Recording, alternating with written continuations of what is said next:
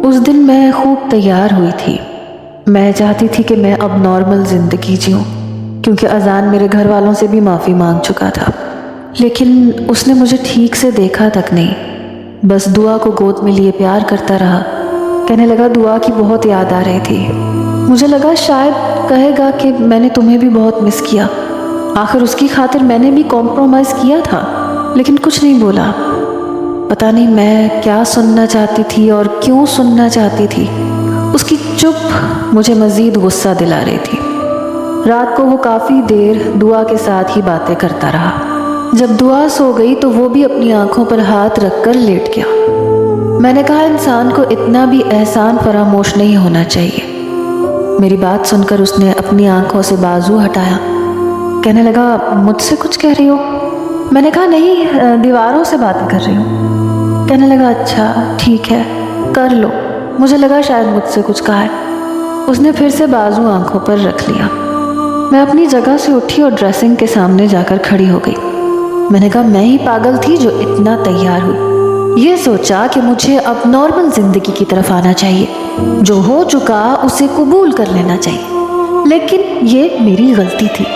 किसी और को तो मेरी परवाह ही नहीं है। झूठे मुंह ये तक नहीं कहा कि अच्छी लग रही हो। मैंने ये कहकर टिशू लिया और मेकअप साफ करने लगी, जब वो उठकर मेरे पास आ गया। कहने लगा अगर ऐसा कोई इरादा कर चुकी थी तो मुझे बताना चाहिए था। मुझे क्या पता कि तुम्हारे दिल में क्या चल रहा है। मैंने कहा मैंने ये मेकअप अपने मोहल्ले वालों को दिखाने के लिए तो नहीं किया था। मेरी बात सुनकर मुस्कुराने लगा। मुझे हाथ से पकड़कर अपने मुकाबिल खड़ा किया। कहने लगा मैं गैर नहीं हूँ, तुम्हारा अपना ज़ाती शौहर हूँ, इसलिए मुझसे साफ कह सकती हो जो भी कहना चाहो।